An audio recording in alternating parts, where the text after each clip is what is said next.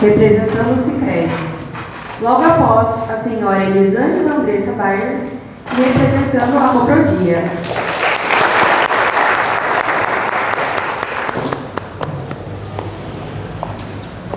Obrigada a todos os presentes e assim iniciaremos o diálogo. Opa, obrigado. Boa noite. Boa noite a todos. Quero inicialmente parabenizar e agradecer a presença de todos que estão aqui hoje enquanto ouvintes, prestigiando este evento. Agradecer aos organizadores, os nossos, de forma muito especial, os estudantes que tomam a frente já há alguns anos para a organização desse momento no qual nós recebemos atores importantes da sociedade, tanto aqui de Campo Novo como da região, fazendo com que nós consigamos compartilhar, né, com a nossa comunidade de maneira mais clara alguns desafios, algumas oportunidades que às vezes lá apenas, né, é trancado nas nossas salas de aulas a gente não tem essa oportunidade. Então parabéns por estarem aqui hoje, parabéns aos organizadores, também de forma muito especial ao professor Jefferson, a quem conduz, né, incentiva com muito carinho os alunos à organização. E finalizar agradecendo a disponibilidade hoje dos nossos palestrantes, das pessoas que irão conversar, né, conosco. Elisângela, representando uma das empresas mais importantes da nossa região,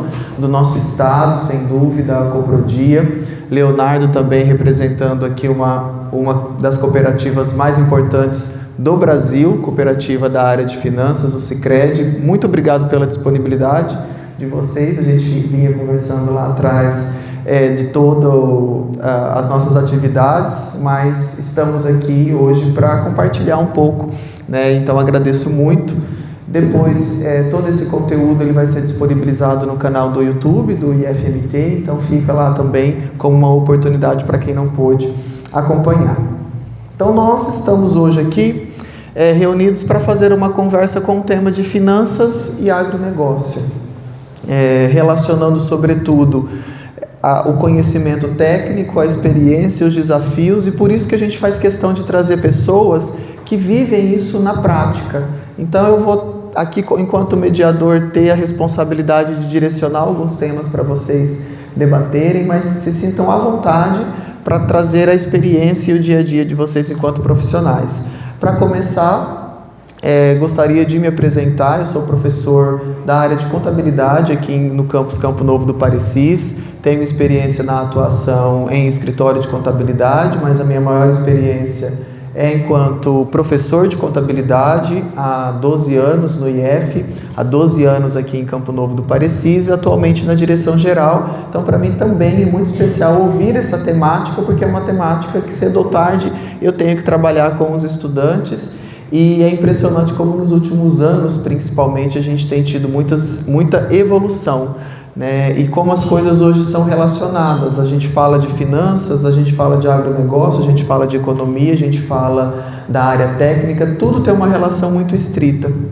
Então, fico muito feliz de ter tido essa oportunidade, eu agradeço pelo convite e gostaria de iniciar pedindo para que os nossos convidados se apresentem e falem de forma sucinta um pouco da sua experiência e atuação na respectiva instituição na qual eles atuam nesse momento. Pode começar então, Leonardo. Boa noite a todos, eu sou o Leonardo, eu sou engenheiro agrônomo. Aí vocês devem estar me perguntando, né, engenheiro agrônomo trabalhando no Sicredi, né? O que ele faz lá, né? Eu sou assessor de negócios agro, então eu sou responsável pela regional da cooperativa, onde dou todo o apoio nas agências, na gerência de negócios, na questão de relacionamento com o produtor, apoio a negociações, linhas de crédito, produtos e serviços. Então, é um campo interessante, né? Muitos aqui são estudantes de agronomia, então é uma área bem bacana. Já estou já há 7 anos na cooperativa, comecei lá como gerente de negócios, hoje sou assessor de segmento. Obrigado pelo convite, muito bom de estar participando disso aqui. Faz uma parte do nosso escopo dentro da cooperativa, essa participação de eventos, trazendo um pouco da cooperativa, trazendo um pouco da visão de negócio, o trabalho da cooperativa dentro do município. A gente vai estar aqui hoje conversando com vocês. Tiver alguma dúvida, alguma pergunta, né? sintam à vontade para estar explorando o tema aí. Olá pessoal, boa noite a todos. Meu nome é Elisângela Banherda, tenho 35 anos. Atualmente sou gerente financeira da Coprodia. Sou casada há 20 anos, tenho um filho de 15 anos, o Enzo. E até estou aqui porque ano que vem, se Deus quiser, ele vai estar no IF com vocês. Bom. Cuidem bem dele. Ele tem 1,86 m, calça 45, então cuidem do meu bebê. Com certeza. E sobre a experiência financeira. Sobre Então, assim, o seu dia a dia ali minha no vida setor. foi, assim, eu sou formada em administração, tenho MBA em gestão de negócios, pós-graduada em liderança e coach, fiz um curso de controladoria também, fiz um curso no IF agora de gestão do agronegócio, pelo IF de Alta Floresta, também gostei bastante da metodologia, já deixei um feedback aí. E atualmente estou cursando TTI, Técnico de Transações Imobiliárias, meu marido começou a fazer. Entrei nessa onda aí também, para ser corretor de imóveis, né? Mas assim, acho que tudo agrega, independente da área que a gente vai, qualquer coisa que a gente fizer, tudo agrega aí para o nosso dia a dia. Porque hoje a gestão financeira, ela não fala só de números, de planilhas, o nosso dia a dia, ele é muito amplo. Até estar aqui hoje, a gente já vê que é algo que até pouco tempo não tinha. O gestor financeiro ele era visto como aquele profissional que ficava ali quietinho atrás do computador, analisando planilha, fluxo de caixa.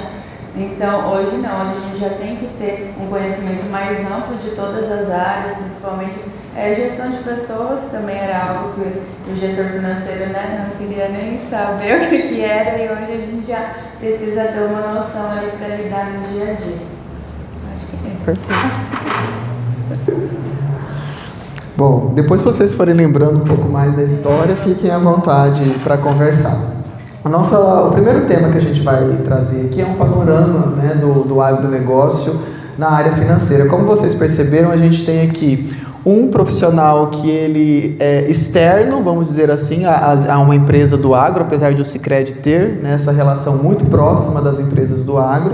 E a Elisângela, ela já é uma pessoa que está dentro de uma das maiores empresas do agro da nossa região. Então, eles vão compartilhar, né, muito desse olhar, porque ambos lidam, às vezes, com pessoas, com as mesmas pessoas, com desafios semelhantes, mas com objetivos distintos e, ao mesmo tempo, objetivos parceiros, né? Imagino que vocês, né, os bancos, assim como as instituições financeiras como um todo, precisam ser e são parceiras das empresas. E neste primeiro tema do panorama, o que eu gostaria de ouvir de vocês, pensando na experiência de atuação, né, desde que vocês começaram a trabalhar e todo o tempo que vocês estão, especialmente no local atualmente, quais as principais mudanças que vocês têm sentido na área de finanças, seja na parte mais técnica, mas sobretudo, como a Elisângela colocou muito bem, nesse gerenciamento de pessoas, gerenciamento de relações, projetos, oportunidades disponíveis. Então, o que vocês têm sentido de mudança, principalmente nessa última década? E como consequência, mudança sempre gera desafios, dificuldades, e eu gostaria de ter um pouco desse olhar, Elisângela, você que está ali dentro. Qual que é as suas principais dificuldades ou desafios, melhor dizendo, no dia a dia para desenvolver a empresa que você atua no âmbito das finanças? E no seu caso, Leonardo, você está numa empresa que está ali, né, para dar uma condição financeira melhor para os seus parceiros, e da mesma maneira, né, quais são os seus principais desafios para que você consiga chegar nessas pessoas e fazê-las crescer, né, no âmbito das finanças? Bom, podemos começar com você agora, Elisângela. O que a gente vê mais assim, no dia a dia é a falta de treinamento mesmo do pessoal, porque hoje a gente vê a questão da tecnologia, a gestão tecnológica mesmo, a IA, as APIs que vem surgindo, e a gente não tem muito essa visão, principalmente da gestão de pessoas, quanto a esse dia a dia da tecnologia que vem se desenvolvendo muito. Hoje a gente está cuidando mais das questões emocionais, realmente, das pessoas, mas o que eu vejo no dia a dia é essa falta de treinamento mesmo. Hoje nós temos uma API, por exemplo, uma van bancária que eu trabalho no dia a dia, que para mim também eu vejo uma dificuldade de entendê-la e de desenvolver dentro do meu setor, porque por questões de a gente às vezes não acompanhar essa tecnologia toda que está acontecendo, entender as questões de softwares, as questões de APIs, de integrações. Então eu vejo que isso é uma causa até emergente que a gente precisa tratar dentro das instituições, né? E até assim, essa API, ela é hoje a gente não trabalha mais com bancos, então aquela questão de internet banking, que a gente entrava em todos os bancos, fazia pagamento, comprovante e tal, hoje a gente uniu tudo em um programa só, um software de gestão e de melhoria do dia a dia financeiro, onde a gente tem todos os bancos ali integrados, e a movimentação do dia toda ali através dessa API. Então, acho que essa questão dos treinamentos mesmo dos funcionários no dia a dia é que vem pegando bastante, falando em dia a dia. Perfeito. Hoje, quando a gente olha a gestão de pessoas, né, olhando a gestão financeira, a gente temos tem uma rotatividade, né? Então, a pessoa hoje ganha os créditos, então, é tudo muito novo, né?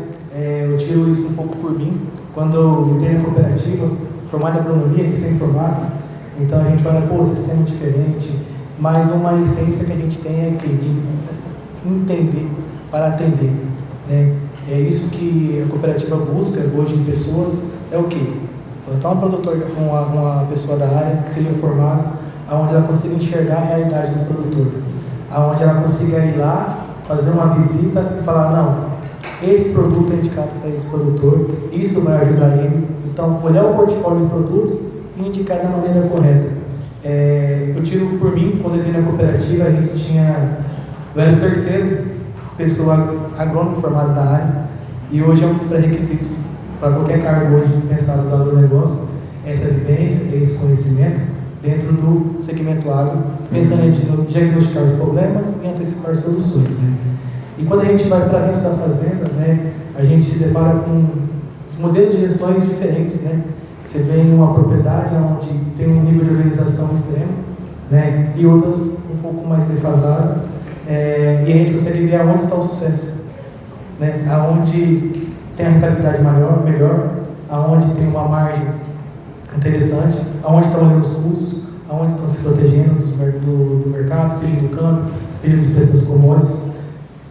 E o bom treinamento das equipes, né? Porque a gente tem uma boa gestão, se a gente não tem pessoas que entregam, né, esse sucesso lá na frente.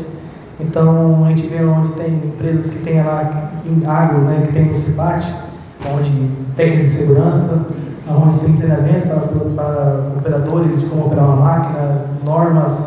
Então, a gente vê que essa organização previne acidentes, né, e antecipa problemas. Para a gente também pensar quando a gente tem pessoas onde consegue identificar questões está num momento hoje de alta inflação, né, taxa Selic alta, então a questão de venda, compra, antecipar, travar preço, isso aí vem trazendo bastante apoio ali e o sucesso também para os produtores ali na sua jornada. Tá ótimo. Você colocou um ponto que eu também eu gostaria de tocar, Leonardo, que a Elisângela, assim como você, trouxe esse olhar dos desafios do dia a dia internos, né, das dificuldades. Só que quando a gente fala do cenário econômico, né, a gente está falando de um setor cujo PIB representa mais de 25% hoje do PIB nacional. Nós estamos falando de um setor relacionado a um dos maiores planos de fomento de crédito do mundo, que é o Plano Safra. E então nós também estamos falando do contexto externo, né? Não tem como a gente tem o desafio da gestão de pessoas que é impressionante, né? Vocês vão reparar para que sempre quando a gente tem esses eventos é sempre o tema que surge, né? A parte técnica, isso é importante, a gente vai aprendendo, mas a longo prazo o desafio sempre tende a ser esse, né? Ter pessoas qualificadas. Mas às vezes a empresa, ela entende isso, ela faz a parte dela, ela capacita, ela treina, ela contrata, melhora isso, mas e o externo, aquilo que não depende da empresa? Eu queria que vocês comentassem, na área que vocês atuam, como que esse cenário externo tem favorecido ou tem dificultado o dia a dia de vocês. E por cenário externo, eu quero exemplificar o contexto econômico a nível nacional, né, políticas econômicas, legislações, e também o contexto internacional, né? Nós temos aí hoje players diferenciados, né? Países que vêm se destacando, que há 10, 15 anos não se destacavam, temos guerras, temos rotas logísticas. Então, queria ouvir da parte de vocês se isso afeta vocês de alguma maneira ou isso não afeta Mato Grosso, não afeta Campo Novo, a gente segue independentemente disso. Tiago, boa pergunta. Antes fosse assim, né? Ia ser muito bom se nada que acontece lá fora afetasse aqui dentro, né? Quando a gente olha o agro hoje, o agro continua sendo o motor da economia hoje do Brasil, né? Do Brasil e do mundo, né? Porém, a gente é muito impressionado, né? A gente vende uma safra de 21, 22, onde tinha um preço muito alto nas commodities, né? Então, a gente tinha uma soja 180, 150 reais, um milho também, vindo com preços ali bem interessantes, o algodão, o boi, e com isso, muitos produtores ali procuraram recursos, né? Captaram recursos, deram investimentos, mas sempre pensando naquele momento que estava ali, não olhando no possível baixa. Então, olha-se muito para o momento e não pensa no futuro, né? E o tempo passou, né? A gente vem hoje num momento de baixa das commodities, insumos caros, guerras que, querendo ou não, influenciam diretamente hoje no preço tanto dos insumos quanto da compra também dessa produção. Quando a gente olha hoje a soja, ela vem no preço, a gente olhar lá atrás, bem abaixo, e o preço dos fertilizantes muito alto, devido à guerra da Ucrânia, Estreito de Hormuz, aumento do óleo diesel, aumento dos defensivos, aumento do fertilizante, e com isso pressionando o custo de produção. Pressionando o custo de produção, a margem que eu vou desse produto vai ser bem menor. E, consequentemente, eu vou precisar de cada vez mais recursos financeiros. Né? Quando a gente olha recursos, a gente tem custeio, investimento, né? São as linhas de crédito tradicionais. Só que quando a gente olha o real, hoje, a gente tem uma taxa Selic de 14,25%, um CDI de 14,15%. E aí a gente fala, cara, quanto que vai me custar esse dinheiro? Se fosse para empatar, teria que ser os 14,25%. Mas não, né? Toda instituição tem seu spread bancário, tem o custo da operação. Então, consequentemente, a gente depende um pouco do Plano Safra, onde vem apoiar os produtores. Porém, como que eu vou ter o recurso no Plano Safra com a taxa de 14,25, o recurso a 8 para potencializar a atividade? Então, consequentemente, a gente tem um recurso um pouco mais caro. Né? No ano passado, a gente tinha uma Selic aí em torno de 15% nesse mesmo momento, e a gente vem no Plano Safra com a taxa do recurso dos demais, né, que são os grandes produtores aí, a 14%. A expectativa é de baixa, né? Nesse ano nós temos 14,25%, então estamos torcendo para cair ali alguma coisa. E com isso, demanda cada vez mais a questão de recursos externos. Então, o Plano Safra em si não consegue sustentar toda a demanda que os produtores têm de recursos. Consequentemente, com isso, a gente tem linhas dolarizadas, né, que vem visando apoiar o produtor, porém, consequentemente, já tem a taxa de juros um pouco mais atrativas, pois o Brasil tem um risco, então compensa se captar lá fora, devido à taxa de inflação do país estar menor, do americano, e investe no Brasil. Porém, eles não vão emprestar aqui, receber no real e receber a variação cambial. Então, qualquer coisa que acontece lá fora, onde aumenta o dólar, consequentemente, pode ser que impacte aquele produtor ali em realizar o pagamento do seu compromisso.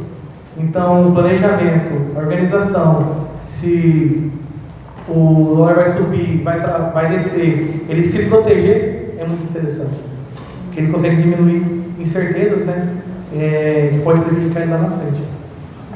Assim como o Pedro falou, a produção, ela continua robusta. O produtor está procurando novas tecnologias de, às vezes tem mais planta por quantidade de hectares, só que quando a gente vê a margem de lucro ali, ela está muito pressionada. o custo de produção muito alto, o preço das commodities muito baixo. Nós temos lá na usina, falando na prática, assim, no ano passado eu fiz uma provisão para a gente pagar um financiamento até que venceu hoje de uma commodity ambiental que nós temos, que é o CBIO, né, o crédito de descarbonização. A cada 1 tonelada de carbono que não é transmitida no meio ambiente, ele gera uma CBIO. E no ano passado nós vendemos a CBIO a R$ 75 ou R$ 80 reais, uma CBIO. Então eu peguei uma projeção para a gente pagar esse financiamento hoje com isso. Então, e hoje eu recebo todos os dias os valores das CBIOs, né, a cotação, e hoje estava R$ 20 reais. Então o financeiro ele precisa ter esse plano A, B e C. Claro, a gente não pegou crédito também né, financiado, mas eu precisei vender um pouco mais de recurso que talvez ficaria em estoque e seria vendido em outro momento, e a gente precisa desembolsar agora. Então, essa questão também, às vezes, da projeção, a gente vê que hoje o produtor ele tem olhado ali de forma muito minuciosa para o fluxo de caixa, por conta dessas oscilações mesmo de juro. Às vezes, a gente tentar ali deixar o orçado, o realizado mais próximo. E se for fazer um investimento, analisar o ROI, o retorno do investimento, se realmente compensa, às vezes a gente fazer aquele investimento para aquele momento, ou se eu falo que é um ano de olho no rato no queijo, a gente ter cuidado ali com as questões de eles fazer algum investimento que não vai ter, né, um retorno assim muito certo, para a gente também não precisar pegar crédito no mercado, porque a gente está vendo as taxas de juros, né? Agora, 1º de julho, abre o plano safra, então o financeiro ele sempre trabalha com essa projeção aí da safra junto com o plano safra, né? Entendi. Então a nossa projeção de 27 a gente começa agora. Então também ali o produtor e os gestores ficam ligados nas projeções de mercado. Uhum. Dentro dessa realidade, Elisângela e Leonardo, vocês diriam, por exemplo, das empresas que têm a possibilidade, Elisângela, como você trouxe, que elas têm optado neste momento por serem mais cautelosas com relação ao crédito externo, é o que eu entendi, né? Eu queria que vocês confirmassem, mas isso não significa que elas não aderem ao plano safra, então elas acabam recorrendo mais ao plano safra, se limitando o acesso ao crédito externo, o que paralelamente, quando a gente fala de crédito, já entrando na nossa segunda temática, eu sempre falo para os meus alunos o seguinte, geralmente o pobre, ele pega crédito para quê? Para ficar mais pobre. Geralmente quando ele está mais pobre, ele vai lá e precisa do crédito. Só que com o rico, e aqui entendo o rico no bom sentido, no sentido de empresários, quem está investindo, o crédito é um motor de desenvolvimento, né? Então, quando a gente fala de teoria econômica, alguns dos alunos aqui já devem ter estudado, é um dos pontos que nós utilizamos, né? O desenvolvimento econômico em um mundo de capital, ele acontece mediante o quê? A disponibilização de crédito para que as empresas consigam ir além daquele patamar que ela está. Então, isso que a Elisângela trouxe, se o meu entendimento está correto, é ruim no cenário nacional, porque significa, então, que as empresas estão com o desenvolvimento limitado, porque elas estão, no momento, cautelosas quanto ao crédito externo, que talvez fosse o crédito que iria permitir investimentos em novas tecnologias, em novas áreas e assim por diante. Então, Elisângela, eu queria só que você corroborasse se esse meu entendimento está correto na sua realidade, e daí também vamos pensar na realidade das empresas que não necessariamente têm uma estabilidade financeira e que depende mais dos créditos, né? No caso delas, eu imagino que seja um pouco mais triste. E para vocês do Sicredi, né, você, Leonardo, falou dos produtos, né, que você tem esse papel.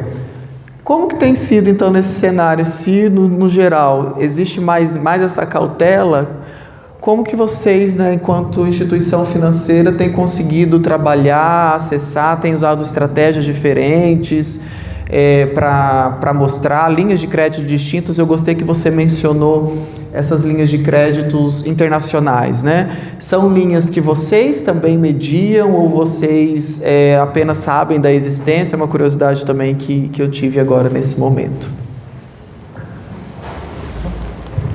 Vamos lá. Hoje, os créditos, a gente tem um portfólio completo hoje na linha de créditos, né? A gente tem tanto o Plano Safra, quanto nos últimos, vamos fazer aqui, 5 anos a gente já trabalhava com produtos de moeda estrangeira. Então, esse produto ele sofreu mudanças e melhorou com o tempo. Então, a gente tem um produto hoje, frente hoje de utilização igual aos maiores players do mercado hoje, com taxas bem compatíveis. Então, querendo ou não, o crédito mudou. O crédito deixou de ser só o Plano Safra, ele passou a adotar hoje temáticas diferentes, né? Quando a gente olha a CPR, é um produto que veio muito, né, nos últimos 4 anos, cresceu muito, né, tanto a CPR financeira quanto a CPR de produtos, né, para o produtor rural. E quando a gente olha, trazendo um pouquinho no ponto que você trouxe aí da questão de produtores que estão precisando, outros que não conseguem porque estão travados, né. Então, quando a gente olha, a gente tem produtores que fez uma captação muito grande no passado, com a rota das commodities, e consequentemente com isso, acaba travando-se ali o seu fluxo de caixa, e precisamos de alongamento, precisamos de renegociações, né, e prorrogações, né. Qual que é o papel hoje do Sicredi em si, né? Hoje a gente tenta ter esse passo. A gente não faz uma visita só pensando em conceder. A gente está monitorando, a gente entende o cliente, a gente visita, a gente está ali acompanhando ele durante o seu ciclo produtivo, só que sozinho a gente não consegue fazer tudo. A gente faz o que está ao nosso alcance. Esse produtor ele não é só acessado pelo Sicredi, é acessado pelo Itaú, é acessado pelo Sicoob, e às vezes nem toda a instituição financeira tem esse mesmo olhar, de saber colocar o produto correto, no momento correto, na hora correta. E, consequentemente, isso às vezes pode prejudicar o produtor ali na frente. Hoje a gente tem um desenho bem claro desse monitoramento, desse acompanhamento, tanto a visita quanto para concessão, quanto a pós-concessão. Por isso, lá no começo que eu trouxe, né, a gente evoluiu muito, né? A gente traz pessoas hoje que entendem da realidade do agro, que está ali vivenciando o agro, que tem experiência, porque às vezes a gente traz uma pessoa para estar numa função, para emprestar um crédito rural, que não entende do negócio em si do produtor, a chance de dar errado e posicionar o produto da forma correta é muito grande. Então a gente busca bem, sempre a gente busca acertar mais do que errar. Falando dessa questão da linha de crédito, já vendo o lado do tomador do crédito, que a gente vê, assim, não da parte do Sicredi, de outras instituições, nós vemos muito a burocratização, mesmo na referente à tomada de crédito. Muitas vezes a gente tem licenças ambientais, muitos tipos de licença, a gente tem a taxa de juros, né, que oscila demais, a gente tem um atraso muitas vezes na tomada de crédito, a gente começa a pegar aqui numa taxa, começa a negociar numa taxa, e até a gente conseguir desenrolar toda a documentação do crédito, já está em outra, às vezes o crédito está lá aprovado, no dia de liberar, a gente vê que tem mais algum documento ainda faltante, né? Então a gente está vendo aí no dia a dia muito essa burocratização mesmo, na liberação das linhas de crédito e na escassez também. A gente vê que muitas vezes a teoria ela é muito bonita, né? Assim, o governo ele lança às vezes uma linha de crédito muito boa, né? Muito especial, que a gente não acha, não encontra. Então agora começa essa correria, o Plano Safra começa 1º de julho, a gente começa a ir protocolar os valores que cada um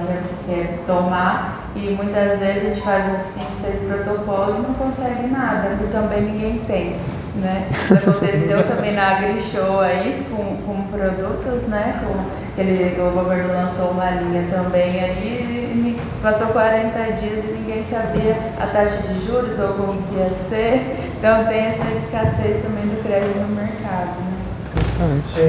Complementando foi bem interessante essa trouxe da AgriShow, né?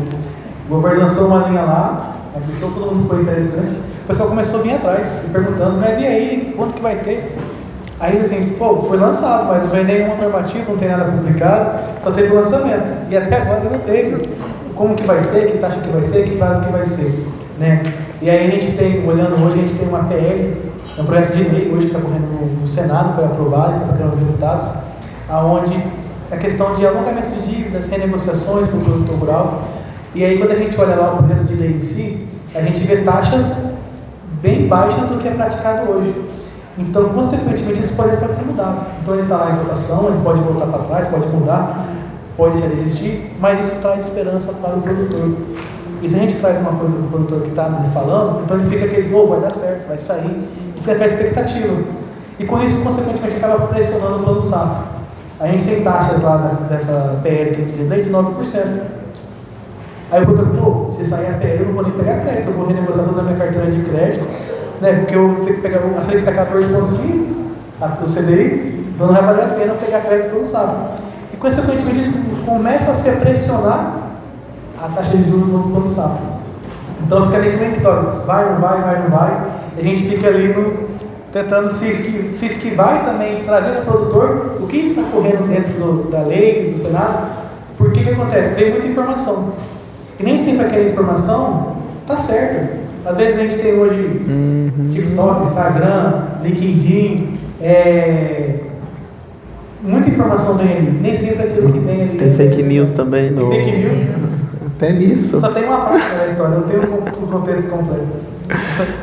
Outra curiosidade que eu quero explorar um pouco da experiência de vocês é que vocês tocaram agora no assunto, né, que está muito em voga, inclusive no nosso dia a dia agora, que é sistema financeiro.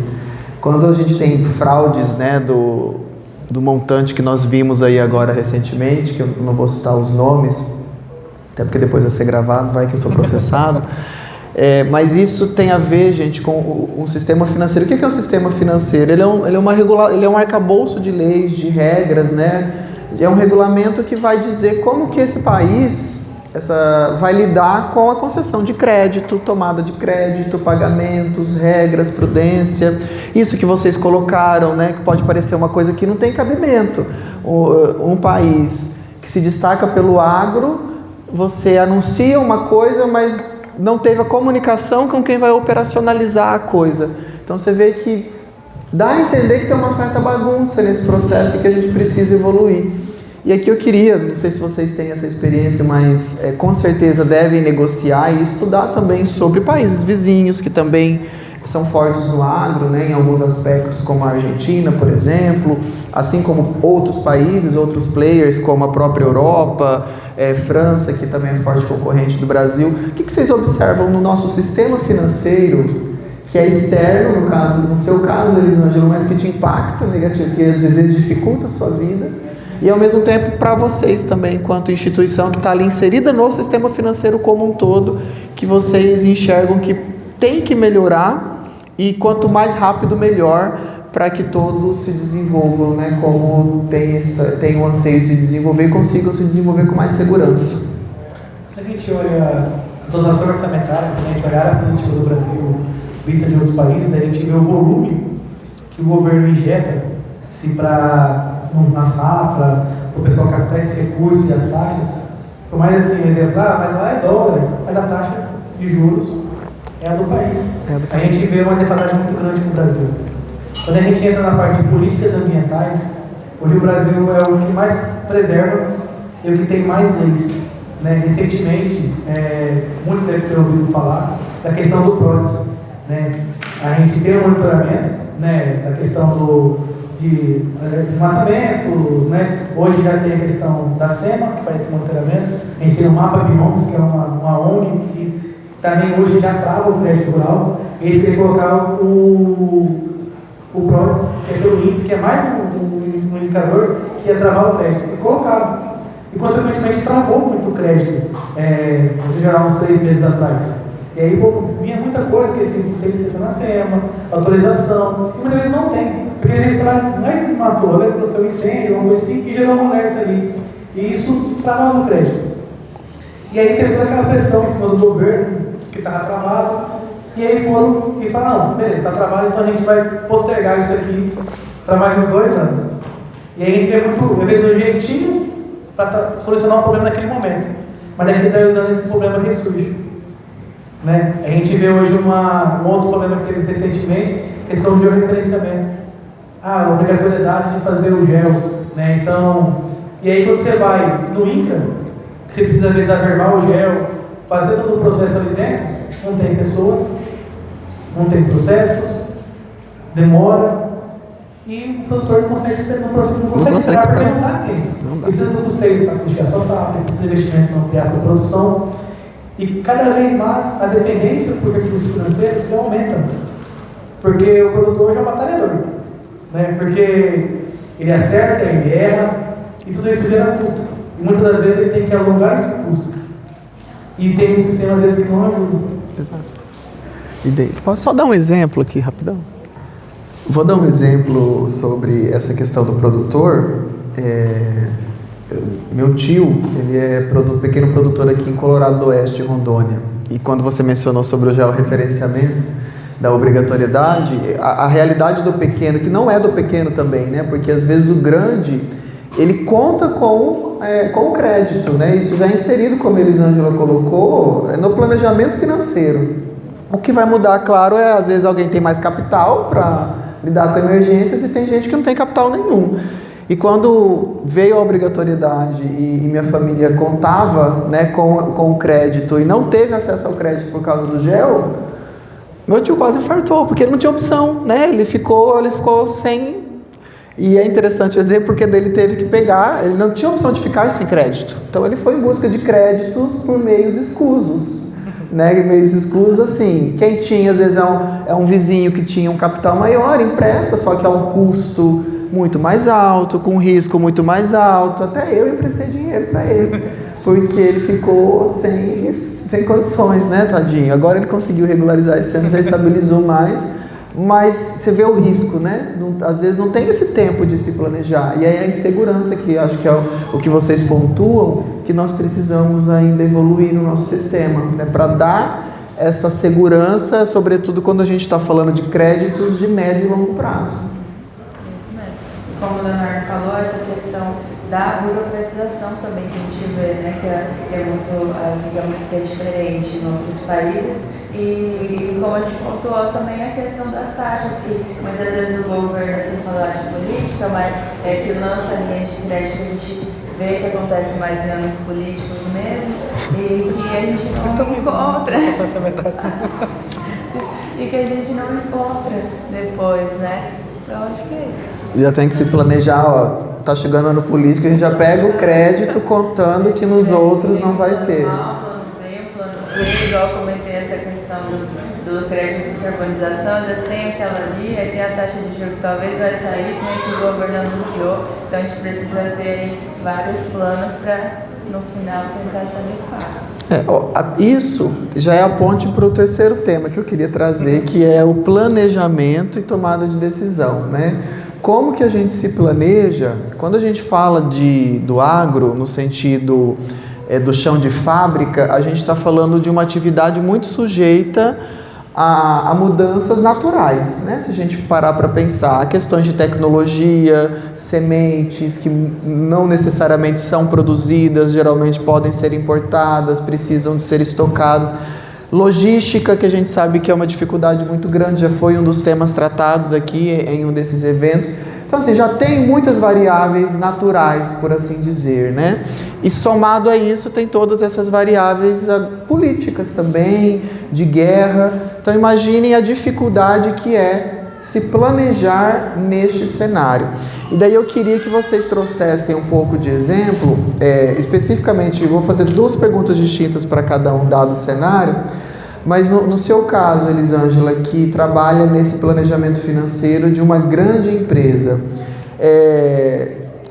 qual estratégia ou quais estratégias que geralmente você tem que inserir no seu dia a dia para corrigir essas mudanças repentinas, né? Para que você tenha condições de ter um mínimo do planejamento, né? Igual você falou, plano A, plano B, plano C. Como que tem sido esse processo nos últimos anos, dentro da sua experiência? E quando que às vezes não deu certo? Qual foi o seu, às vezes você acordou e falou, gente, olha, não deu para se planejar com relação a isso? assim, no dia a dia, o que eu cuido muito, assim, depois do planejamento de orçamentos, né, que a gente analisa vários indicadores, o dia a dia é o fluxo de caixa, preço de compra, preço de venda e o custo da produção. Acho que não tem muito segredo. Se a gente conseguir cuidar ali, lá a gente trabalha com o preço da Exalc. Então a gente entender, eu tenho liquidez no fluxo de caixa até quando? A Exalc está quanto? Está aumentando, está diminuindo? Então eu vou conseguir, vou fazer um investimento, vou ter um retorno de quanto desse investimento? Posso fazer agora? Talvez não seja o momento, espera a taxa de juros às vezes baixar mais um pouco, eu pego um empréstimo para fazer aí a longo prazo, aí o Sicredi vai emprestar para a gente esse ano aí um empréstimo barato, pagar em 10 anos, então a gente talvez deixa para depois. Então eu vejo assim, o financeiro do dia a dia, a gente não tentar embromar em muita coisa. Eu acho que ali analisar o custo o que a gente compra, o preço o de venda e o custo da produção e o fluxo de caixa. O fluxo de caixa, eu falo que é um olho no queijo, outro no rato, e a gente cuidar ali minuciosamente. Entrou alguma coisa, vendeu fora do padrão, vai pagar algum empréstimo ou vai comprar alguma commodity à vista, alguma coisa, já incluir ali e cuidar o fluxo de caixa no dia a dia. E por trás do fluxo de caixa, você observa que tem sido feito também alguma mudança no sentido de distribuição de lucros, constituição de reservas maiores nesses períodos, ou isso não tem se alterado? Pensando, por exemplo, o cenário quanto mais incerto, vai impactar talvez na distribuição de lucros lá no final do ano para que a gente tenha uma reserva de capital, uma reserva de emergência. Isso acontece no dia a dia? A gente já tem ali essa análise no fluxo de caixa mesmo, né? Geralmente a gente faz os orçamentos anuais, de como assim, as empresas fazerem os orçamentos no final do ano, no começo do ano. Então, a gente já coloca ali os impactos. Agora a gente tem essa questão do El Niño também, né? Que é algo que a gente pode ser impactado aí na safra, mas o que está se vendo aí no período da safrinha mesmo, do milho, que ele pode impactar mais, ou não, ou talvez seja algo bom, né? A gente não sabe ainda como que ele vai vir. E então já tem essa projeção no fluxo de caixa, para se algo dar errado, a gente tem ali um plano B. Talvez tenha até terremoto agora, a gente tem que ficar esperto. E lá, né, daquilo que você puder compartilhar com a gente, claro, né, como que é o processo de tomada de decisão no âmbito desse planejamento, né, quando a gente fala de uma grande empresa como a Coprodia? Como o fluxo de caixa ele tem esse acompanhamento diário, né? Você está ali, você à frente disso, tem a sua equipe, isso é levado para outros diretores. Com que frequência isso é discutido? Quem tem o papel de apresentar os dados? Todo mundo estuda esses dados? A pessoa que toma a decisão é uma pessoa aleatória que às vezes entende, às vezes não entende? Fala um pouco desse processo, aquilo que você puder compartilhar, claro, né? A tomada de decisão ela é feita pelos donos mesmo. Eu falo que a Coprodia é uma empresa muito completa, porque ela tem, além dos gestores, dos diretores e do seu corpo ali de associados, eles são diretores e também estão ali na área, estão ali no dia a dia, né, da produção.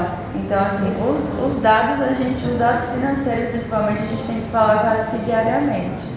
Porque, assim, ainda mais uma empresa do tamanho da Coprodia, então, às vezes tem alguma questão, assim, que a gente precisa ajustar, que não dá para deixar passar, né? Mas a tomada de decisão é feita pela nossa diretoria, pelo conselho, com base nos dados que são apresentados diariamente. E é um processo, então, assim, dinâmico, recorrente, em virtude de todas essas mudanças. Não é uma empresa, por ela ser uma empresa muito grande, mas ela tem uma abertura ali no dia a dia dos diretores com os colaboradores. Né? Perfeito.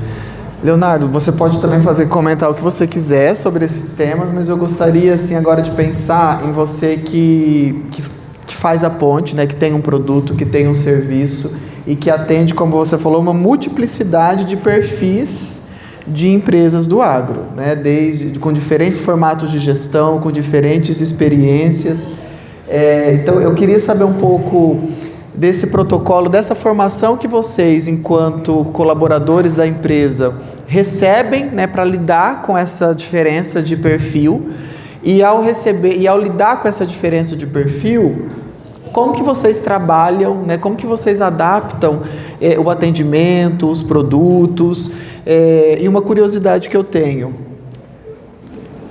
chega para vocês aquele caso de uma empresa que é produtiva, que tem potencial, só que a gestão é completamente organizada, o que, querendo ou não, gera um alto risco, né, para ambos os lados.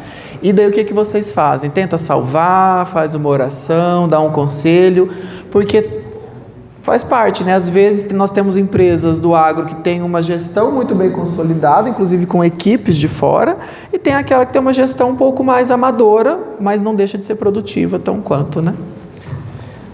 Como a gente vem falando, o agro é uma empresa a céu aberto, né? Então, querendo ou não, ele vai lá e investe, é um custo alto, então ele vai, torce para chover, né? Reza bastante, para colher bem, para não vir nada praga, para não chover na colheita.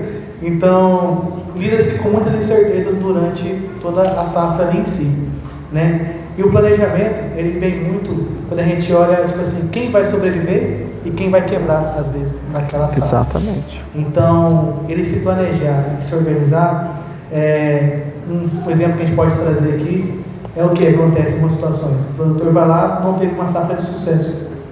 E aí, tem os custos daquela safra. Então, deu negativo. Muitas das vezes, ele procura a instituição financeira e não traz ali o que aconteceu, e ele também não está pensando no que fazer. Então, ele vai lá e capta um recurso de curto prazo. Vai resolver a situação desse recurso de curto prazo? Não vai. Porque ele vai vencer ali na frente e vai prejudicar, vai esmagar seu caixa na outra safra. E consequentemente, ele vira uma bola de neve, onde pode prejudicar a sua gestão. Então, o papel hoje nosso é identificar situações e recomendar algumas situações que a gente tem no nosso portfólio. O produtor foi mal, não tem que prestar um crédito de curto prazo para ele aqui. Eu tenho que prestar um crédito de longo prazo, com a carência de acordo com o fluxo de pagamento dele. Por quê? Quando a gente olha a agricultura em si, a gente tem concentrações de receita. Ele vai plantar setembro, outubro, vai ter um recebimento ali em janeiro, fevereiro, vai plantar novamente a safrinha, vai receber ali entre julho e agosto, junho, dezembro ali. Então, é concentrado os seus pagamentos. Não tem como colocar para ele pagar uma conta em dezembro.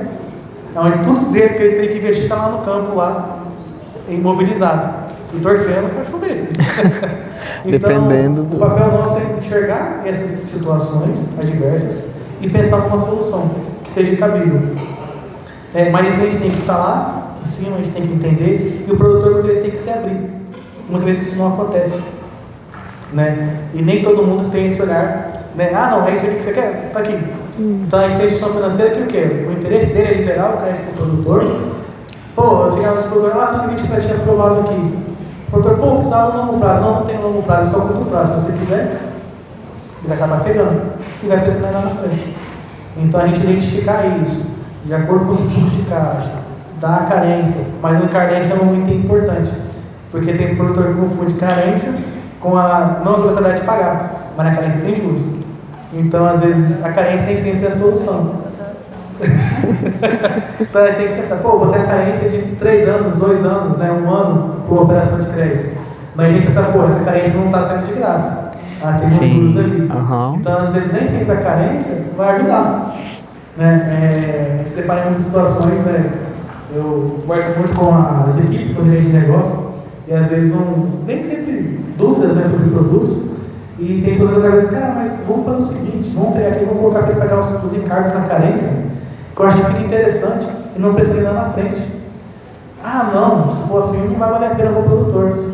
Eu falei, você tem que pagar, por exemplo, uma simulação um dia de 5 milhões, que o produtor vai pegar, e hoje 10% ao ano. Ele ia pagar 500 mil todo ano.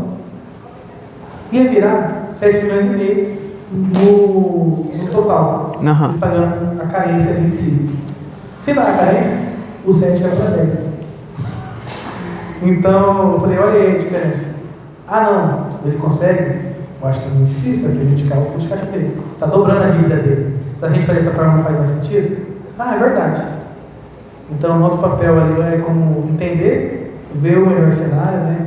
Eu, como cargo que eu tenho de assessor de segmento, às vezes enxergar um pouco fora do que a equipe ali na ponta, no calor da emoção, está vendo ali, e pensar uma solução um pouco mais estratégica, que tanto vai ajudar o produtor, quanto vai também respaldar a cooperativa ali na frente também.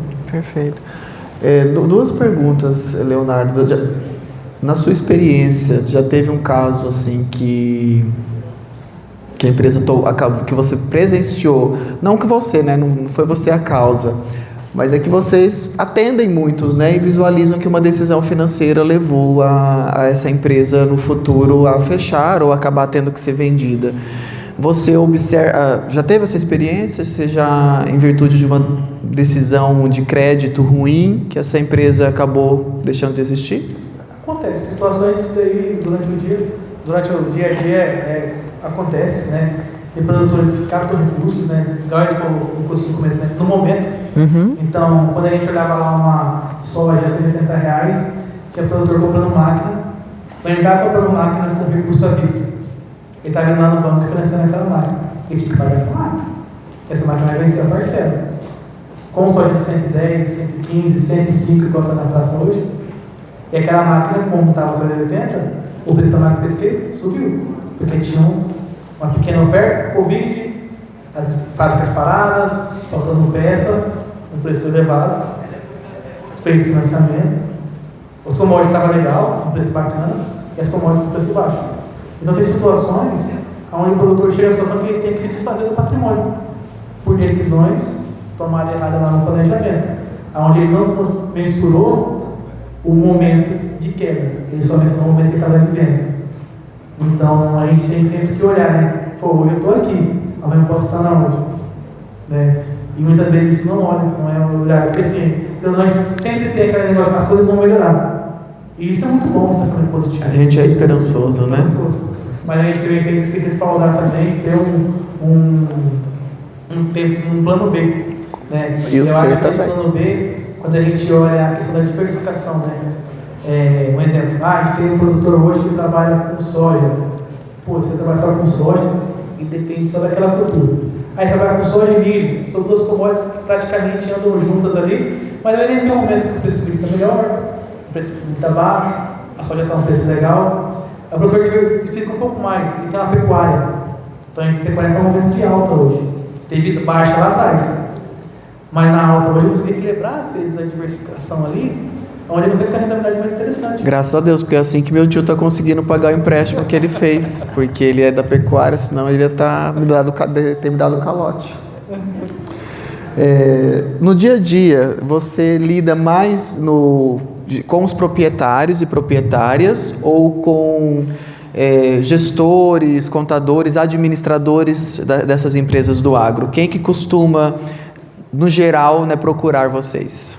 Hoje, quando a gente olha a instituição financeira, né, antigamente o produtor ia no banco, né, atrair dinheiro. Hoje já mudou, né? É a instituição financeira, a cooperativa, que vai atrás do produtor. Então, às vezes, por exemplo, aqui hoje tem várias instituições financeiras de Campo dos Parecidos. A gente tem pessoas que trabalham em outras instituições financeiras que não tem nenhum escritório em Campo dos Parecidos e que estão aqui atrás de produtores. Tem vezes que eu vou almoçar, eu vejo o pessoal do Itaú, do Rabobank, do Banco da Ecoval, que não tem nenhum escritório aqui dentro de Campo dos Parecidos e que está aqui visitando produtores, né? Então mudou-se, né? Então cada vez mais o crédito ele se profissionalizou, teve as mudanças, né? E cada vez mais agora inverteu o jogo, né? Então as pessoas têm que ir atrás, olhar as oportunidades. Hoje o meu papel, eu tenho contato com o campo, visitas, né, aos produtores, mas um pouco menos, né? Minha função hoje é dar esse apoio também no campo, mas sim de apoiar muito mais os gerentes de negócio. Então, meio que um mix. Eu estou no campo, estou na agência, estou apoiando os gerentes, estou no telefone, e a mulher fica até brava comigo, porque eu estou no telefone 24 horas praticamente. Eu estou indo almoçar, o telefone está no carro conectado ali, eu estou falando com alguém, definindo alguma coisa, alguma estratégia, alguma operação. E também, né, igual a gente trouxe ali, hoje a gente tem produtores que são empresas que têm financeiro, que são um pouco mais estruturados, e tem aqueles produtores também que a gente lida, né, com eles. Ele que é o financeiro, a esposa que é o financeiro, né? Então, às vezes, o filho que está ali. Então, a gente acaba tendo vários tipos de contato, tem vários tipos de perfis. E cada um tira seus pontos fracos, seus pontos fracos, a gente fala assim, ó, fulano de tal legal, olha que bacana a organização que ele tem. Pô, fulano de tal, se tivesse organização igual, ele podia estar melhor. Entendi. Elisângela, lá na Coprodia, quem tem esse papel de ir, né, de entender, de negociar, de ir atrás das linhas de crédito? É o seu setor ou é outra pessoa? Não, lá sou eu mesma, mas assim, a tomada de decisão não vem de mim, né? Mas a busca do crédito, sim. Quem vai brigar lá com esse crédito, os bancos querer taxa melhor no dia a dia vai ser eu mesma. Mas, assim, a gente tem a diretoria, os diretores administrativos e tem um conselho fiscal. A Cooperativa ela tem um conselho fiscal são 6 membros e que a gente decide isso em conjunto. Quanto que vai tomar de crédito, que tipo de investimento vai fazer. Então, toda decisão ela não vem sozinha. Às vezes gera alguma briguinha ali, que um quer fazer, o outro não, mas aí tem que a gente tomar a decisão é tomada em conjunto. Em conjunto, perfeito. Uhum.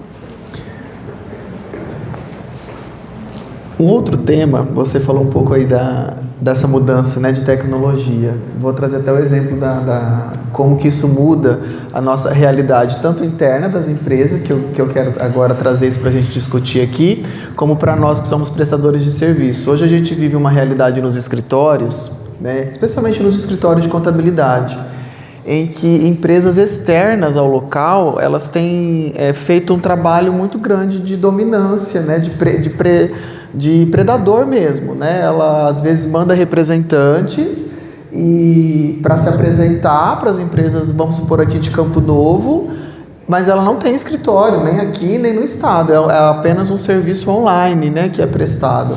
E há um custo, assim, né? Se o escritório aqui cobra meio salário, ela cobra R$12,90. É umas coisas surreais, mas que quem tem escritório lida com isso, né? A tecnologia trouxe isso, deixou mais acessível por um lado, mas isso também traz riscos quando a gente fala de gestão. E aqui nós até conversávamos lá atrás, antes do início do evento, sobre quando a gente fala de finanças, a tecnologia está relacionada a um sistema financeiro, ao arcabouço tecnológico. É muito interessante que para nós aqui na ponta, quando a gente fala de Pix, pode parecer uma coisa extremamente simples, mas o quanto que isso é avançado a nível de país, a nível de gestão, é surreal, né? Muitos países, às vezes mais desenvolvidos que o Brasil, não conseguiram e não têm um sistema tão bem desenvolvido como o Pix, ou mesmo como o nosso sistema financeiro como um todo. Só que, por outro lado, a gente vive a era das fraudes, a gente vive a era da insegurança, fraudes externas, fraudes internas, nós sabemos também que isso acaba acontecendo. E então eu gostaria, no seu caso, com esse olhar interno, Elisângela, o que a tecnologia tem facilitado e o que a tecnologia tem dificultado e deixado de desafios agora para a Coprodia nesses últimos anos? Olha, a questão do dia a dia, eu vou um exemplo prático que eu tenho no financeiro. Nós desligamos 2 funcionários e contratamos essa API que eu falei, que foi a avó bancária. Então, assim, o serviço que 2 pessoas faziam, hoje a gente tem a avó que faz, que é essa API financeira. E assim, eu falo que ela trabalha de dia, de noite, ou não tem horário, não falta, não nada. Em contrapartida, a gente tem esse desligamento de funcionários, que a gente precisa saber lidar com isso aí no dia a dia. Porque assim, mas pro dia a dia do financeiro, ele ficou muito mais prático. Hoje, assim, nossa gestão de boletos, ela é enviada toda pela avó bancária, comprovante de pagamento, baixas, a ligação do banco com o pagamento. Então, eles fazem essa ligação de se algum boleto é fraude, toda essa questão aí. Só que, em contrapartida, a gente tem essa questão dos funcionários, né? Que assim, a gente vai ter que saber lidar até na questão da gestão de pessoas aí, saber como que a gente vai lidar com essas questões, né, no dia a dia. muitas fraudes que a gente já tinha aconteceu já umas 3 vezes, questões de pagamento fraudado, que hoje a gente não tem mais por conta da tecnologia. Né? Então hoje ali a gente tem uma visão melhor, a gente não utiliza mais papel, a questão da sustentabilidade também tem melhorado muito. Nós tínhamos 2 impressoras no setor, hoje a gente tem uma pequenininha ali, eu fico cuidando, o que impressa? Essa aqui. Então toda essa questão, acho que ela veio para melhorar, veio para trazer agilidade, mas a gente tem que saber lidar com essa questão da gestão de pessoas mesmo.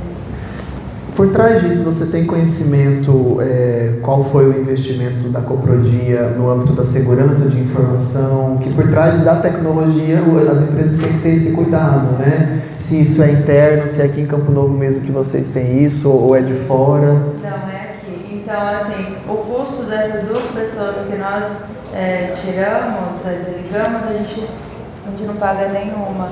Então, assim, ela é muito barata pelo retorno que ela traz. Entendi. Hoje a gente tem tecnologias aí muito precisas, tanto a tecnologia de precisão, de GPS, de drone, a gente tem coisas baratas que se a gente for analisar o custo e o benefício que ela traz, compensa muito, né? Perfeito. Agora, pode fazer os seus comentários. Olhando o nosso segmento ali, desde a análise de crédito, hoje tem tecnologias que vêm apoiar, mas um pouco trazendo a análise a números, né? Mas nada de números são manipuláveis, números são colocados, né? Então precisamos de um humano ainda dedicado, que tenha um conhecimento para enxergar, para ir lá e falar, não, aqui não faz sentido esse número que está aqui. Então ela apoia, ajuda demais hoje, questão de tempo, uma análise hoje de crédito. Então já traz os números, já traz os parâmetros, fala isso aqui está dentro, isso aqui está fora. Na própria atualização cadastral dos produtores hoje já tem uma análise ali onde analisa os parâmetros. Isso vem muito agregar e ganha muita agilidade com as atuações. Um outro ponto que a gente tem também, que a gente vê hoje muito, hoje se o produtor faz um crédito rural, ele tem que fazer um croquis da área que ele vai beneficiar. Então, se for para plantar soja naquela área, ele não plantou soja. Já vou abordar o último tema e vou encerrar. Tá bom? Por estar utilizando o recurso de maneira incorreta. Então, e aí tem muito hoje a evoluir, né? Já tem sistemas hoje onde vai monitorar a lavoura do produtor e vai trazer se está indo bem, se está indo mal, se o que ele fez ali vai dar resultado, se tem algum problema. Então, assim, e ligar isso junto ao crédito, né? Então, hoje a tecnologia vem muito para somar com as tomadas de decisões, mas eu vejo que no nosso segmento ele tem que ter as pessoas ali hoje para identificar e ver se aquilo faz sentido mesmo ou não faz. Tem uma tecnologia até no produtor aqui, deixa eu produtor que tem parte num projeto, ela é bem interessante, onde ela pega todas as notas emitidas do produtor rural, tanto de compra de insumos quanto de venda, e vai trazer o que o produtor faturou, o que é custo de produção, o que não é. Então, às vezes a gente vai falar, planto lá tantos, faturei tanto. Com essa análise que vai identificar as notas, fazer o levantamento, o que é custo e o que é venda, vai falar se aquilo ali faz sentido ou não faz. Porque a gente fala, vendi a 130, pode ser que o preço esteja, mas na verdade ele vendeu a 105, que a gente tinha contrato de trabalho. E onde a gente vai ver isso? As notas fiscais emitidas de venda. Então, é uma coisa que está vindo aí. Tem algumas cooperativas e instituições financeiras que já estão pilotando esse projeto. Os feedbacks que a gente escuta são feedbacks positivos, mitigando riscos, mitigando as incertezas, né? Tanto de produtividade, quanto de custos elevados, às vezes nas situações que tem ali, preços informados que não foram comercializados. Então tem muito a agregar. Perfeito. Caminhando para o encerramento, quero reforçar o agradecimento a Elisângela e ao Leonardo. Depois eu vou abrir para considerações finais, mas agora a gente vai ter um momento de perguntas de todos, mas eu quero começar com o último tema e trazendo uma pergunta para vocês abordarem. Falamos de tecnologia, a tecnologia ela não substitui as pessoas,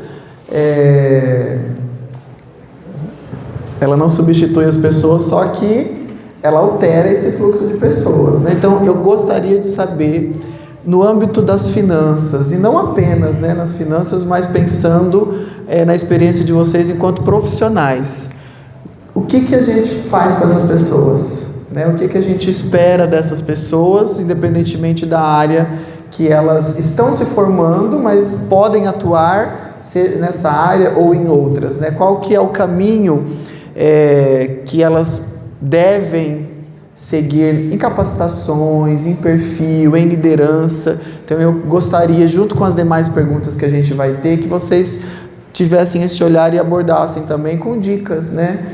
Pessoas, olha, está acontecendo isso, o que vocês podem fazer para se colocarem melhor no mercado de trabalho, nas empresas que nós precisamos disso, tá? Então, na hora que vocês forem responder as primeiras perguntas, puderem já fazer esse comentário, agradeço, e depois, ao final, vou abrir também para as considerações finais de vocês dois, tudo bem?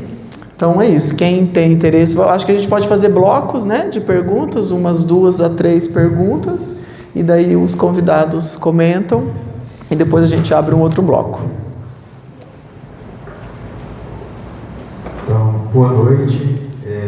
Meu nome é Joilson, eu sou aluno do curso de agronomia do IEF, e a minha pergunta é a seguinte: vocês sentem que o endividamento das famílias e das empresas no agro ele está alto, o nível dele está alto nesse momento? E a Coprodia e o Sicredi, eles têm algum plano, alguma coisa trabalhada em relação aos clientes e cooperados? E se tem algum plano de negociação, de dívidas, alguma coisa relacionada à educação financeira? Mais uma pergunta? Alguém? Mais uma? Vamos fazer bloco de 2, que daí senão... Eu sou a pessoa que na terceira já não lembro mais nem onde eu estou, né? Então acho que 2 perguntas acabam sendo mais produtivas.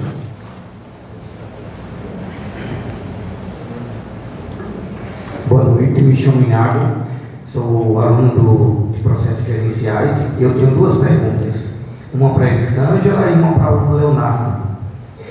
Para a Elisângela é o seguinte: diante das taxas de juros atuais, das discussões do novo Plano Safra, como a empresa tem equilibrado o mix entre crédito bancário tradicional e instrumentos do mercado de capitais? E para o Leonardo é o seguinte: com o aumento expressivo das contratações via CPRs registradas junto aos bancos, como a instituição gerencia o risco de concentração desse ativo na carteira? Muito chique suas perguntas. Podem, vou já abrir já para a resposta, depois a gente faz novos questionamentos, tá bom? Esqueci a primeira, mas a questão, acho que o Leonardo falou da liberação do crédito a um prazo mais extenso, né, que também é uma forma, talvez, a gente ajudar aí o produtor no dia a dia. A questão do mix, por exemplo, a Coprodia hoje, a linha de produção dela é açúcar, da cana-do-açúcar, o etanol do milho e da cana. Então a gente produz 70-30, 70% do álcool, 30% do açúcar. Dependendo do preço, como a gente é baseado na alto, então a gente tem essa tomada de decisão, de às vezes produzir mais um produto ou outro. Nesse exato momento está produzindo quase tudo o álcool, ali é o tanto que a indústria consegue produzir, está produzindo de álcool, e o açúcar está ficando ali mais no estoque mesmo por conta do preço. A primeira pergunta do Joilson, ele está relacionado, salvo engano, se vocês observam um aumento, né, do nível de endividamento, no seu caso lá, dos cooperados, dos associados, aqui no caso das empresas do agro que você atende. E até nessa mesma linha do Joilson nós conversávamos, a gente vive um fenômeno na nossa região nos últimos anos de concentração, né, de ativos do agro, né? O que significa isso? Menos famílias proprietárias e concentração em grandes grupos. E claro que a gente tem que fazer um estudo profundo, mas eu gostaria de saber a opinião, se vocês concordam que uma das hipóteses para que isso esteja acontecendo seja talvez essa instabilidade financeira ou decisões financeiras ruins que levaram à necessidade de venda desses ativos.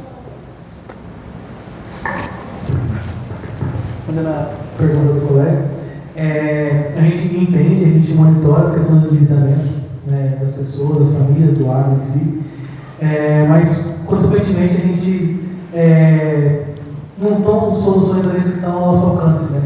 Quando o produtor, às vezes, fala eu queria negociar, então, às vezes, depende da nossa orçamentária do governo, para isso, está flexibilizando a questão da negociação. As perguntas a gente vai fazer até às 21 horas ou pouco antes? Uns 10 minutos só. Maior do que o crédito que ele tomou.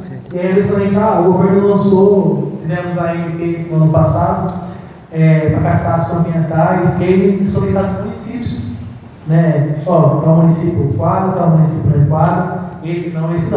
Então, você vai trabalhar com recursos líquidos da instituição financeira. Então, a instituição financeira fica travada, porque não tem uma fonte disponível com recurso baixo, para conseguir negociar e prorrogar aquela operação ali, aquela ali. Então, eu vejo que o planejamento do produtor de tomar um recurso, de acordo com o fluxo de caixa, fazer só mais um bloco, momento, mas na viabilidade do negócio e na construção dessa receita, mas com segurança, é muito importante. Respondendo a pergunta que você fez, a questão da diminuição dos proprietários que vem saindo do negócio, muitas coisas estão ligadas a decisões mal tomadas, né? Não só as quebras de safra. Né?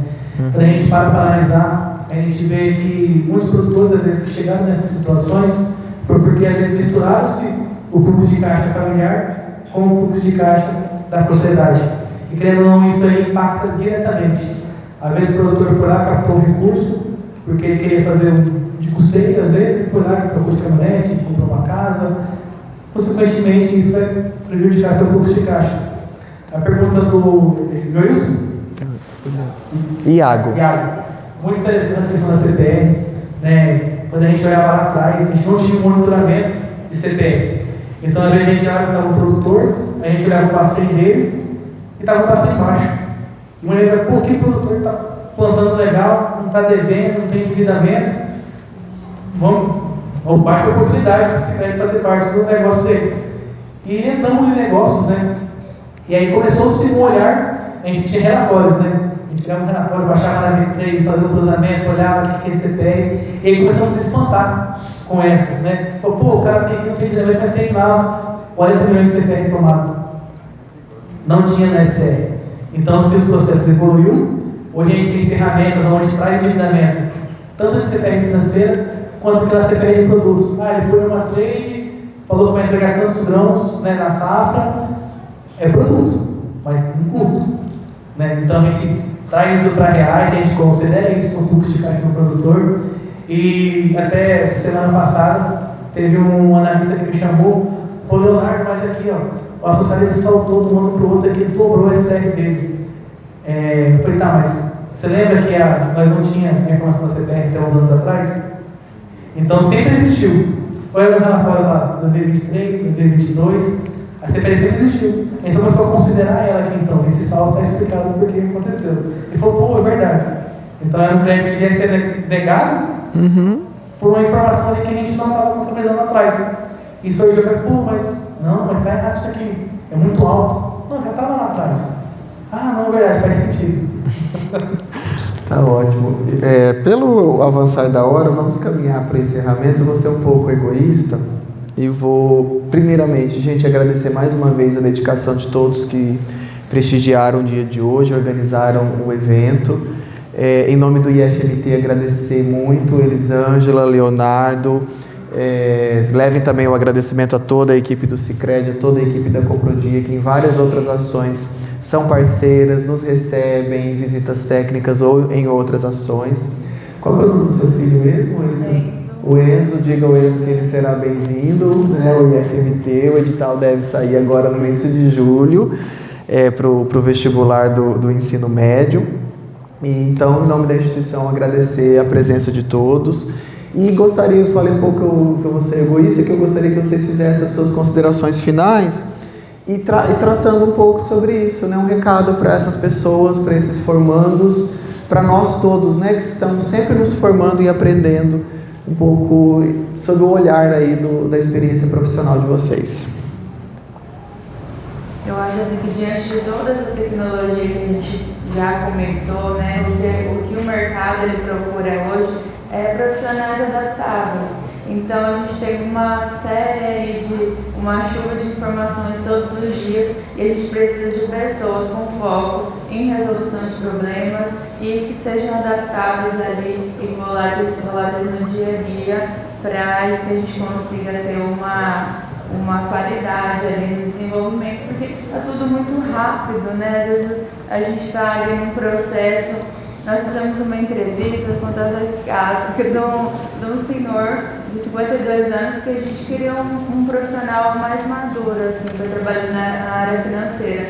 E aí veio do RH esse currículo, de um profissional que ele trabalhou no HSBC, trabalhou em vários bancos, mas a informação é que ele Jovens nem não lembrar do HSBC. O HSBC em 2016, o Bradesco comprou, né? Mas é assim, a informação que veio é que era um profissional da área financeira, que já trabalhou em banco, trabalhou em corretora e tal, muito bom, assim, era o perfil que eu precisava.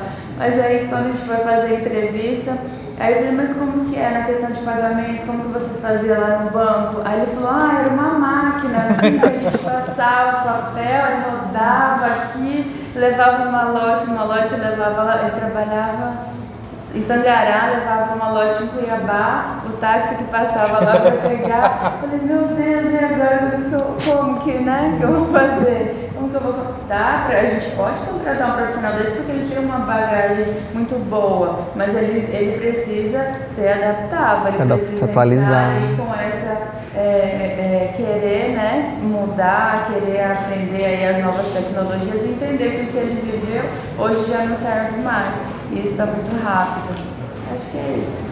Para as considerações finais. É isso, agradecer a oportunidade, as meninas, eu enrolei as meninas, nossa, coitada. Mas eu vi. É isso. Obrigada, gente. Obrigado.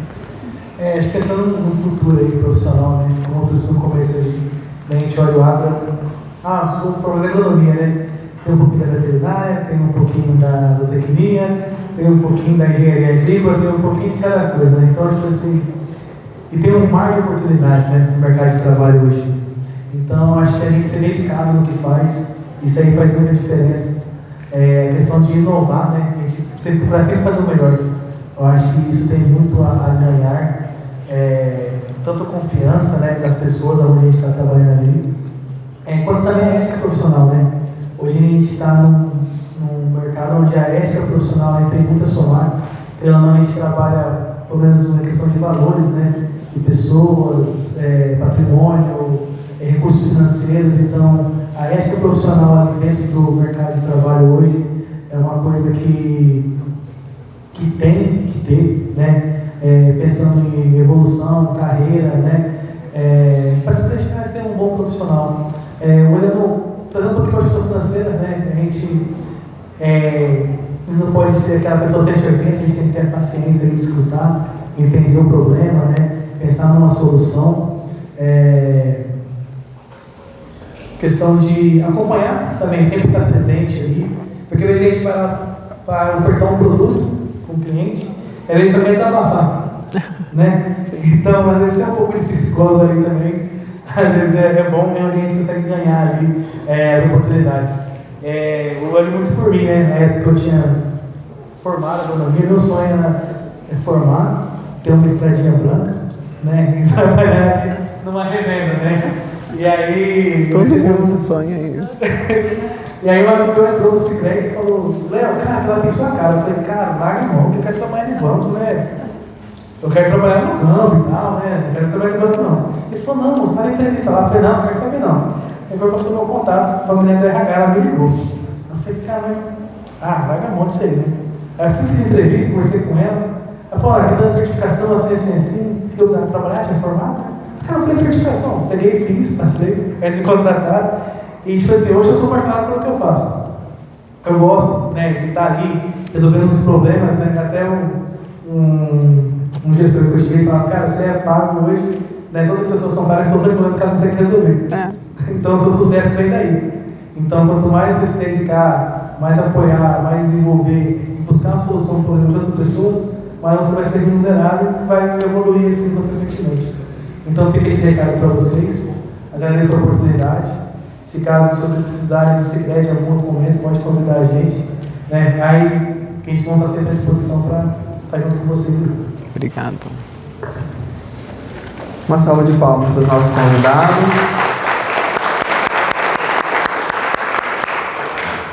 É isso, gente. Para quem está procurando crescer, tem que resolver o problema dos outros sem interiorizar isso em vocês. O nosso dia a dia é 90% psicólogo. Eu, às vezes, receito os remédios também. Mesmo não podendo, eu dou umas dicas dos medicamentos que ajudam as pessoas. Tudo certo? Então, nós ficamos aqui, podemos... Não, pode não. Ah, tá bom, então. Ficamos aqui. Bom, a gente chegou ao fim de mais uma edição de Diálogos no Agronegócio. E, primeiramente, eu quero agradecer aos convidados que se disponibilizaram para vir essa noite, ao mediador, incrível, e a todos os presentes que fazem parte desse momento de troca de conhecimento e experiências, tá? Esperamos que esse encontro tenha sido enriquecedor para todos, tá? Agora, para os nossos convidados, a gente trouxe uma lembrancinha. Opa!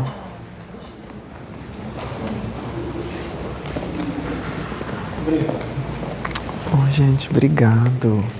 Deus abençoe. Tira uma foto, por favor, que a gente não... Quem vai tirar? Você tira, tá? Mostrando...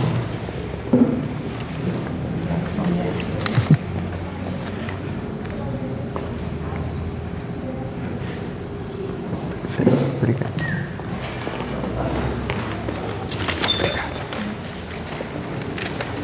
Bom, agora para a gente encerrar a nossa noite de forma especial, vamos ao tão esperado sorteio de brindes. Desejamos a todos uma boa sorte. Então, vou precisar de vocês, convidados, um número Tá bom. de Um dos brindes é uma linha de crédito, né? Lá na taxa de juros. Bem... Ah, não, mas sem juros eu não vou nem pedir, que eu já acho muito exagero já também, né? Mas uns juros menores já... Só um minuto.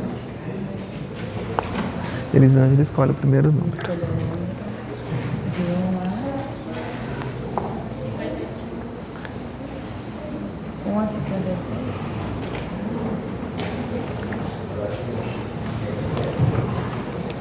Um número de 1 a 53. 19. 19. Elaine Ortiz Anastácio.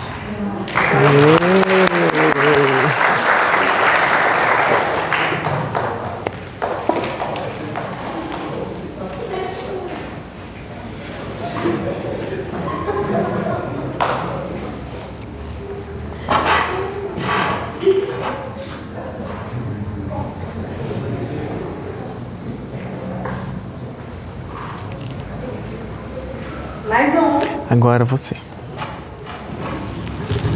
Número 5. João Pedro Tomás. Já foi? Então, próximo.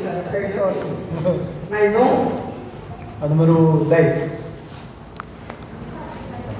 Henrique Costa. Foi embora também? Também mais um. É 19. Já foi 19, né? Já foi 19. 25. Lírio Pedro Bolt. Aê!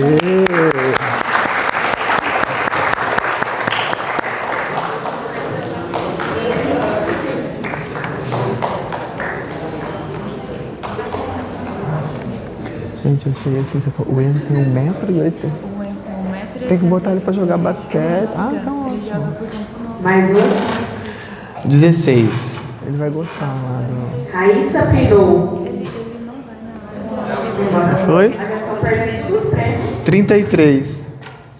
Ele vai colher nele. Ezenira F3. Ele joga basquete aqui pelo município.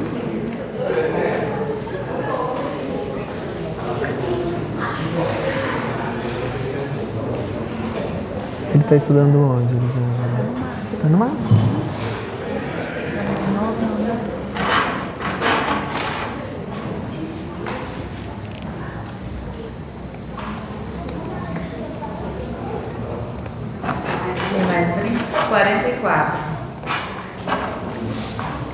Aline Braga Lisa Silva.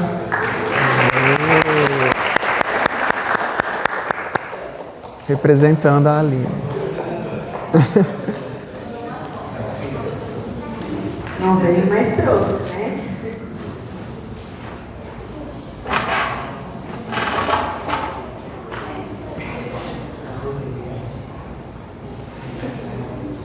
Tem mais? 49. Amanda Francisco também foi embora. 51. Luana Alone também foi embora. 31. Jefferson Davi Pereira. Aê!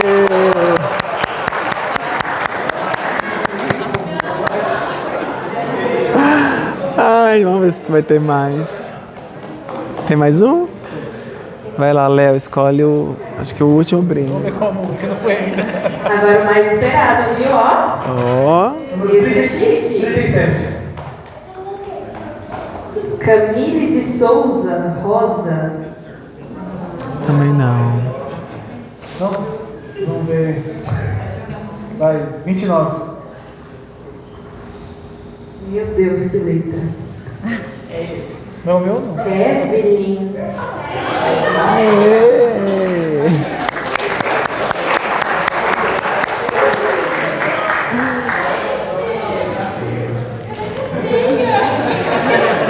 Você viu, ela é hater ou fã, né? Te humilhou primeiro pra depois te dar o brinde. Não, é a letra de doutor. Ó, é isso. Salvou bem, salvou bem.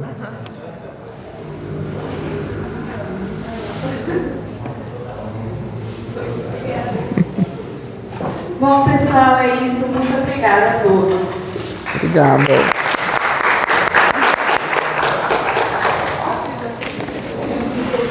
Gente, mais uma vez, prazer. Obrigado. Até a próxima. Bom trabalho para vocês. Precisando, estamos sempre por aí.